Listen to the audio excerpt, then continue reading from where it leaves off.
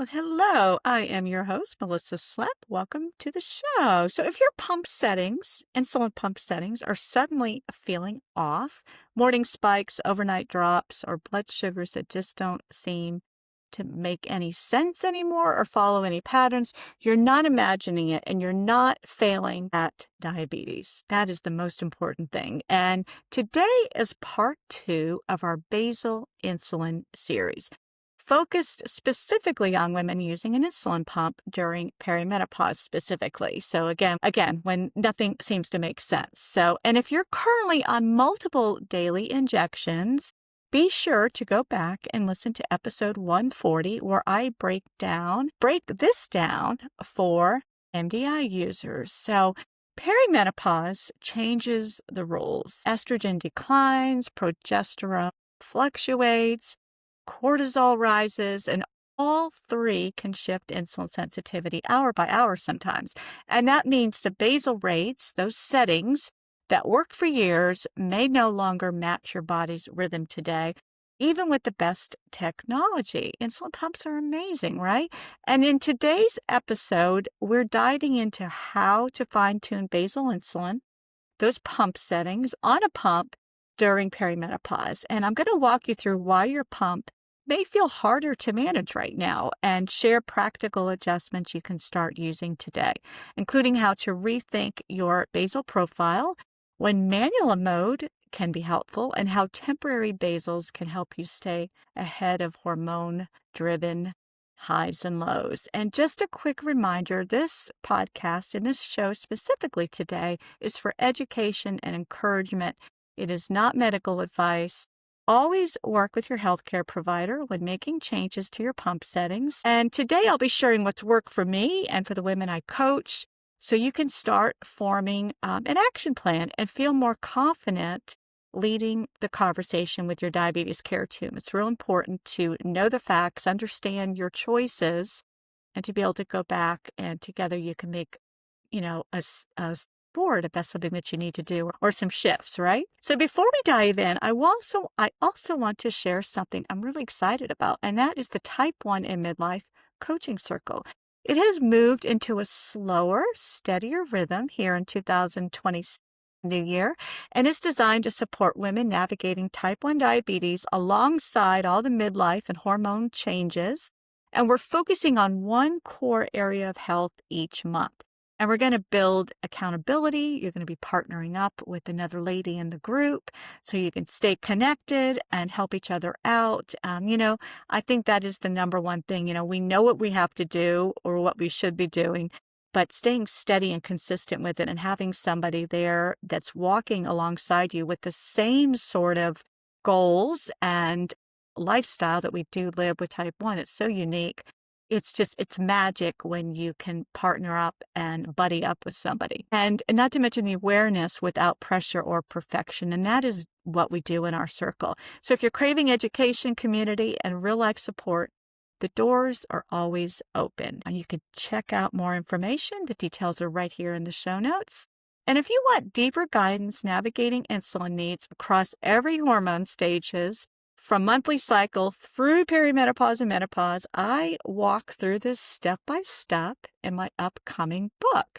The name of the book is going to be Highs, Lows, and Hormones. It's going to be a survival guide, like I said, for women with diabetes from the monthly cycles to menopause. And to get ready for that big launch, and when the books hit the shelves and the audio waves, I personally don't do Kindle. I tend to be a old-fashioned paperback type of book or hardcover. But I know many of you really, really do like to consume your information that way. But get started and you can grab my free guide. It is HRT and type 1 diabetes. It is a 5-step guide, and you get to join the book pre-launch list. So you stay in the loop as everything begins to be, or everything starts to unfold, and all the announcements and the availability of the book will be known to you. So be sure to visit the links in the show notes to get connected, or you can visit me and over on my website at abundanthealthwithmelissa.com. So let's get into today's episode and start making your pump work for you and your hormones and not against them, right? Let's do it. So you're not doing anything wrong. Think hormones can make us feel like nothing seems to be working, nothing is right. We're more irritable, we're more triggered. Diabetes can be triggering enough, but it just escalates when hormones are shifting. And then when our pump settings and our dosing and the things that we always thought we knew are suddenly not working, I know it can just add to the frustration. But pump settings that once felt perfectly, they once felt perfect, like they were not perfect, but at least something you could count on, suddenly drifts. The morning highs, the overnight lows, the random swings. Again, it's very much hormone driven. Know that pumps are powerful tools. And I think that is really the mindset that we want to leave with today is let's use these tools and this equipment and these medical devices to our advantage. But we got to understand how insulin works and how hormones are working in order to really navigate that, right? And that's why we're here. And pumps, they still depend on basal settings that match your hormones. And we got to understand what that is so that we can help the pump work for us. And perimenopause changes insulin needs. And it's not your lack of discipline. Your body isn't broken. Your hormones are just rewriting the rules.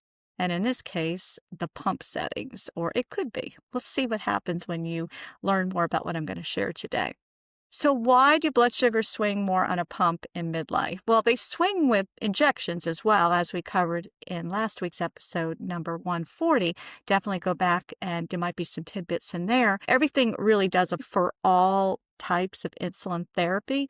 This topic, today we're going to specifically be talking about pump settings because there are settings with a pump that obviously pens and injections, even the InPen that I loved back when I was on MDI, I loved, and there was some cool settings in there, but it's still very different and intuitive with the insulin pump. So those are the differences. But just know that estrogen decline, so when we are losing our estrogen as we are getting older, it increases our insulin resistance. That is a known thing. That we'd say that all the time here on the show. And if you haven't heard that before, I'm happy that you're hearing that now because those are the facts. Many doctors don't understand that correlation, but we've got to be schooled and educated. And again, we're the experiment. We see it happening.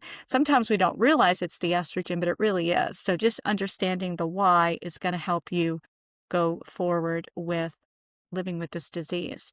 Another thing is progesterone spikes. So there's ebbs and flows of progesterone. So that is why there's inconsistency with our highs or those surprising lows. Again, all this makes sense once you understand how it's all working.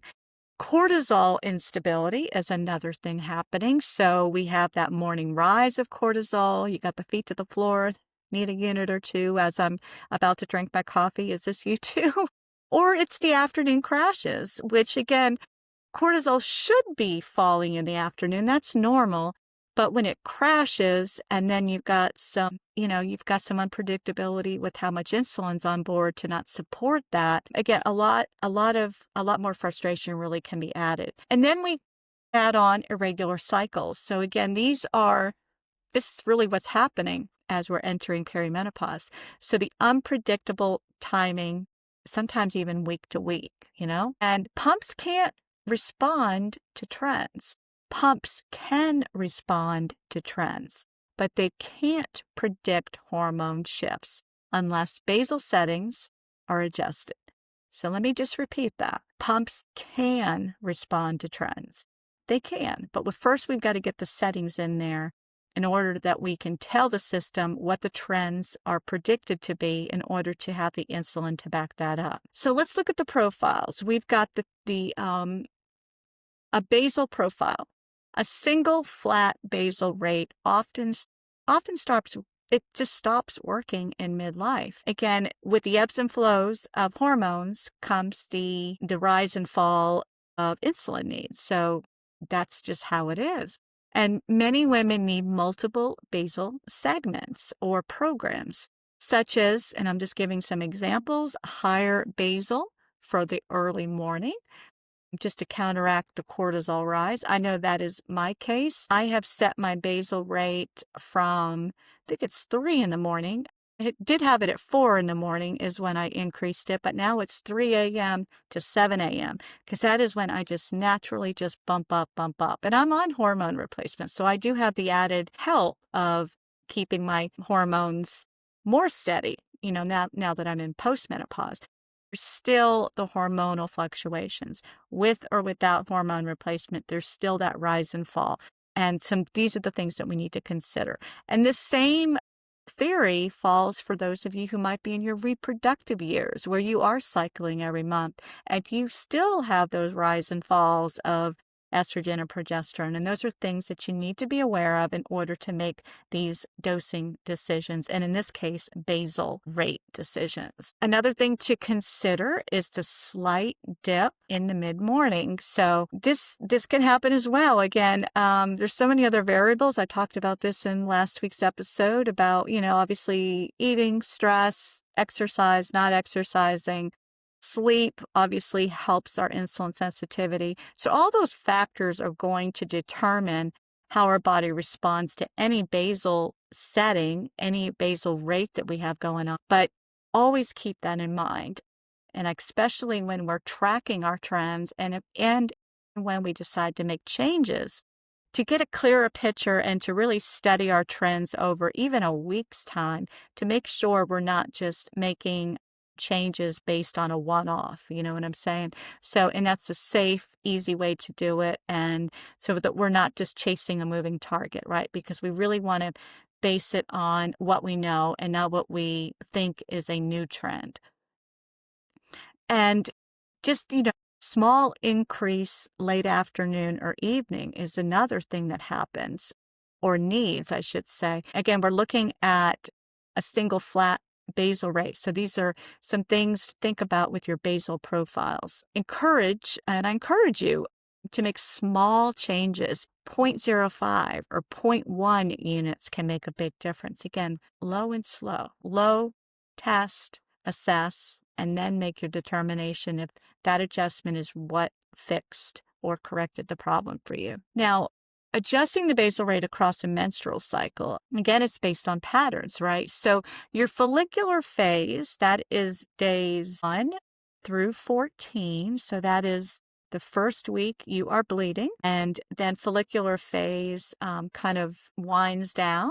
And that is up until ovulation. So it's typically around day 14. So follicular phase is the first 2 weeks of your cycle, including the first day of your actual bleed and the day that you menstruate. So again, follicular phase, you are more insulin sensitive, and it's a little different for everybody. Again, right?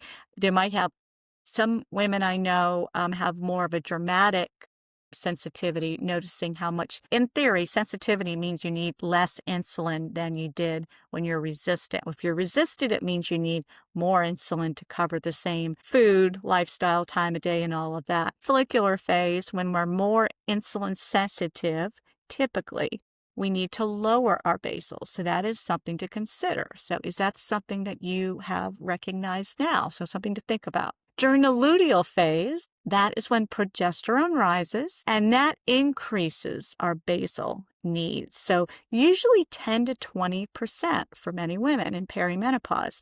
And again, if you're cycling, you'll have to factor this in. Again, following the trends, tracking your cycle, seeing what typically happens, and then you can base your settings around what you're learning.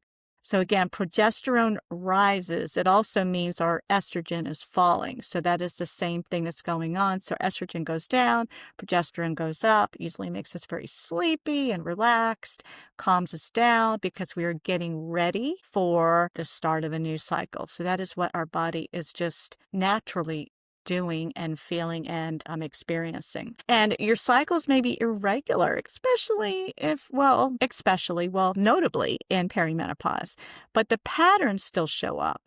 This is something too that a lot of women, even if they're not cycling on every 28 days or any sort of normalcy, I still say track. track the calendar. Even if you're not bleeding on your typical day one, your hormones are still doing that background shift. And usually the symptoms you're feeling are going to reflect that. Bleed or no bleed, your body is still transitioning through those different phases of, again, estrogen and progesterone. Those are the magic hormones that change throughout those 28, 30 days.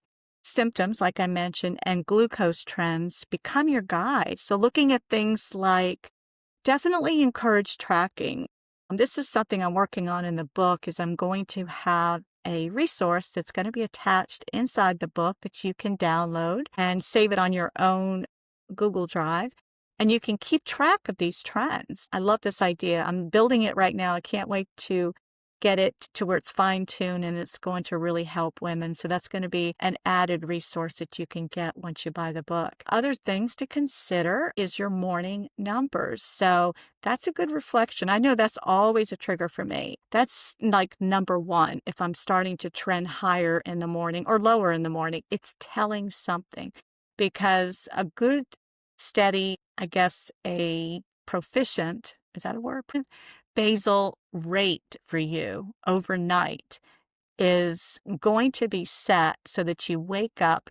Number one, you want to stay steady all night, again, within 10 to 20 milligrams per deciliter. That's okay if it goes up a little bit. It's not going to stay flat, because nobody stays flat, but it's going to hold you steady. That is the goal of basal, is to keep you steady with that amount of insulin, that setting that you've determined to be your magic sauce, right? Other things to look at as far as whether or not your cycles are triggering something is your afternoon trends, looking at sleep and stress, and where you think you are hormonally more high or low. So again, just paying attention to time of the month, how you're feeling, all these other symptoms pair into that. We, again, like I said, in our luteal phase, tend to just have less resilience. We're more tired.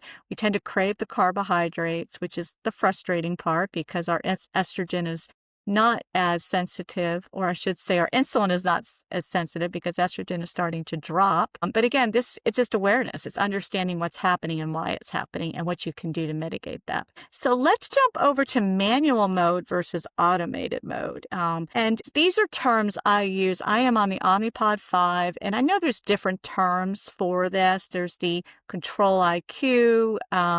There's some other different pumps and the way that they term it.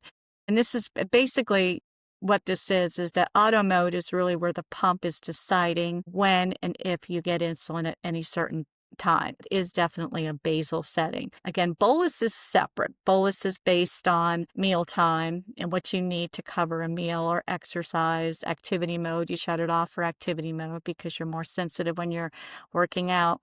And then there is the, those variables. So that's real important to understand. And automated systems, they can be very helpful, but they may over or under correct during your hormone stages. So again, that's something to be mindful of.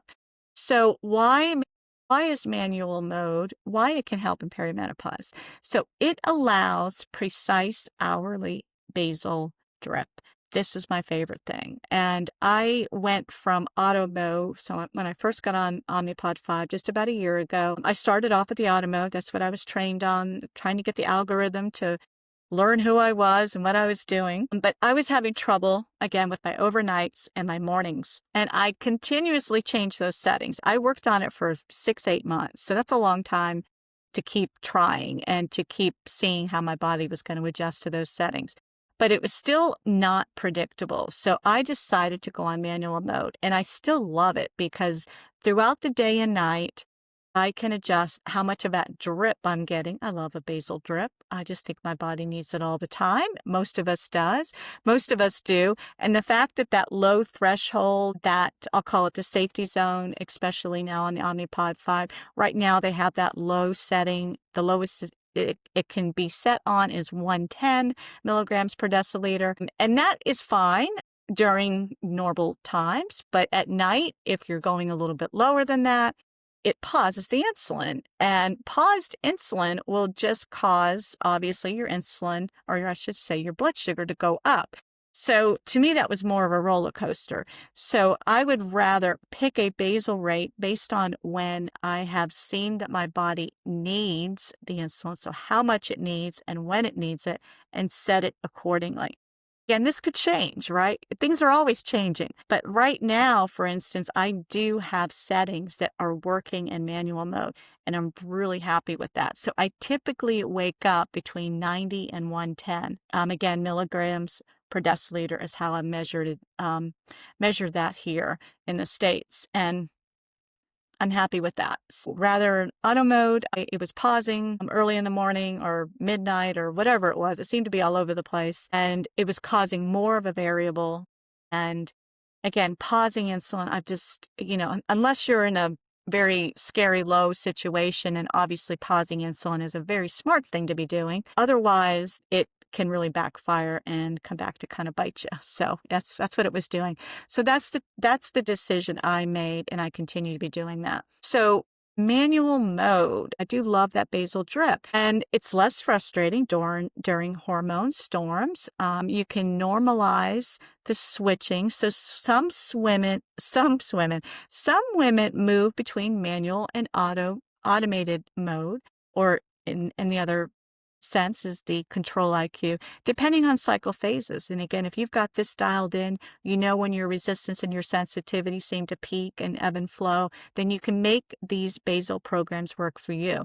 Also got to think of sleep, illness, stress, all those things, as we know, that influence how much insulin we need, right? And then there are temporary basals. So your flexibility tool, right? So your temp basals can be incredibly helpful when used intentionally.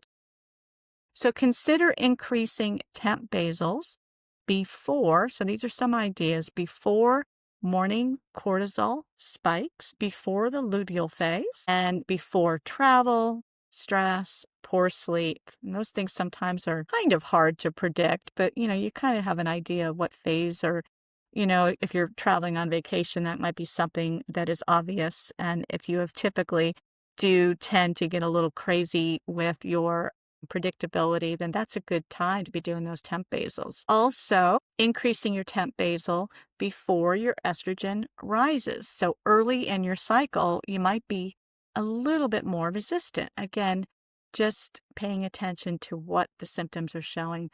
And also when your sensitivity improves. So again, monitoring what's happening and change accordingly, right? And be sure to evaluate your changes over 2 to 3 days, not on one bad day.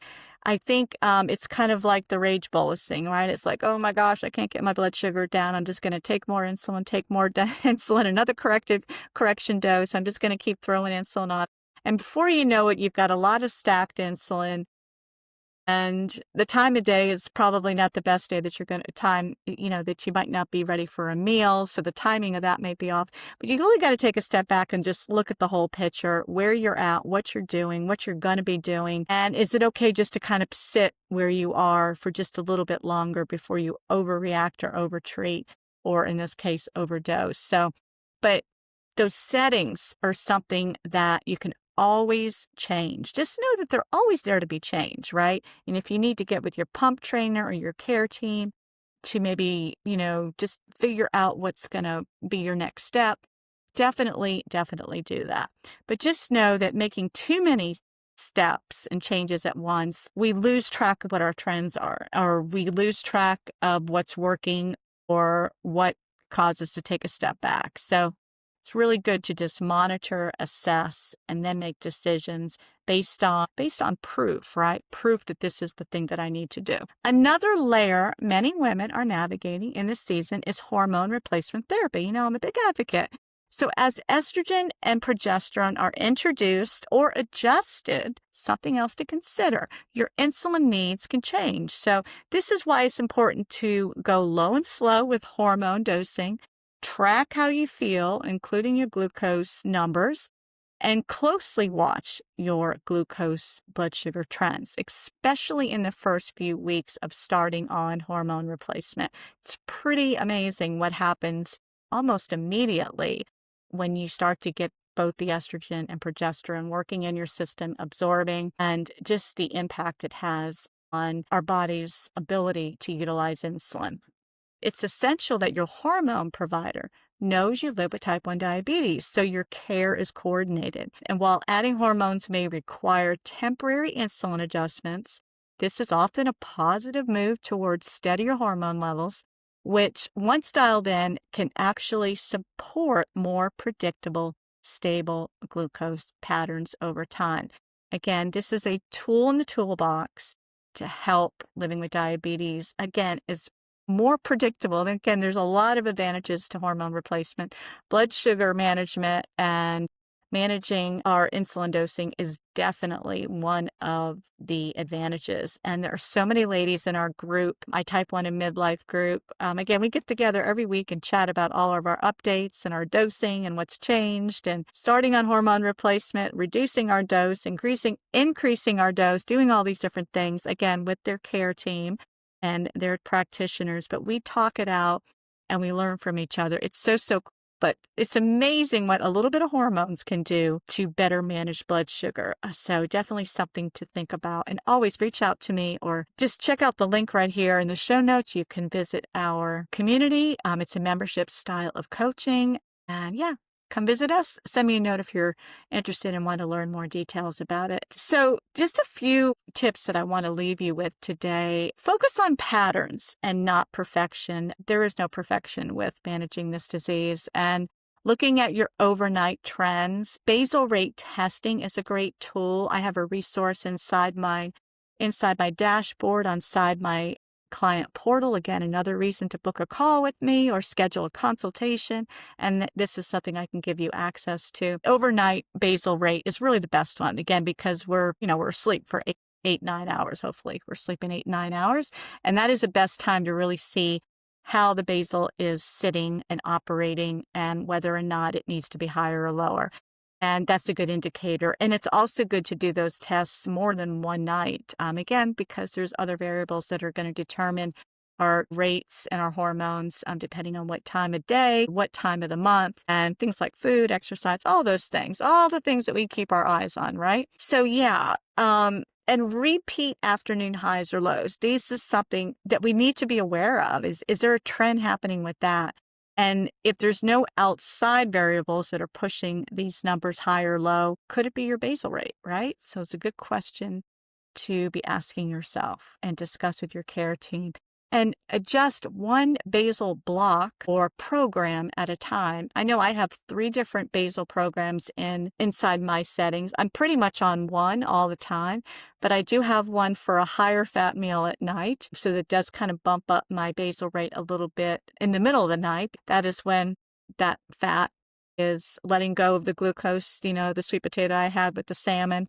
So, 11, 12, 1 in the morning is when I start to bump up a little bit. The glucose is finally starting to move, and I need a little more insulin to cover it. So I don't want it to be coming out at 8 o'clock when I'm eating it because it's not quite ready. But midnight, 1 in the morning is when the magic happens, and I need a little bit more insulin. So that's just an example. Knowing your trends, knowing when you need a little bit more, and knowing when you need a little bit less. And another thing to consider is to pair basal changes with protein first meals. I just talked about the high fat meal, but we got to be looking at the protein first, which is really, really important. Strength training, sleep, and cycle awareness. Again, tracking those cycles, being aware of what's coming, and don't be afraid to create multiple basal programs for different phases of the month. I think that is one clear takeaway, and get with your care team and decide on what that can be for you. And again, play around with it a little bit safely, but know that you can get through this. And there are some advantages. Insulin pumps have a lot of really cool information and data and adjustments and settings that we can utilize. And it's really, number one, understanding the body, understanding what you need depending on the type of month and hormones stage you're in, and how your pump can support you. Because perimenopause, it creates a moving target, but pumps simply help you match the movement. With thoughtful basal adjustments, women can regain steadiness and confidence. You're not failing at diabetes. This is just a different time. It's a different stage. You've got this. Your body just needs a few more different instructions, right? Now, for deeper support, I'm going to remind you for insulin needs across monthly cycles and menopause, into menopause, don't forget about my upcoming book, Highs, Lows, and Hormones. It will be on the shelves soon. I can't wait. And be sure to download that free guide, HRT and type 1 diabetes. There's a lot of this information listed in there. You stay connected with me. You hear from me every week. You're on my weekly newsletter. And again, you stay in the loop on the book and you get on the pre-launch list. So be sure to download that. So visit the show notes. Everything's in the show notes here. If you have any questions, visit me over at abundanthealthwithmelissa.com or visit me over at Instagram. I'm at Type 1 and Midlife. And the same handle on YouTube if you want to watch these videos and the videos of our episodes, and you get to see my guests and get to know them a little bit more as we have conversations. So I hope this was a meaningful discussion topic for you to listen to today. And it's something that you can take back to your doctor or care team with maybe some ideas of things that you can tweak and make a little bit better. But it is first, most important, to understand what's happening with your body so that you can make these decisions. So have a beautiful day, and I thank you for being here.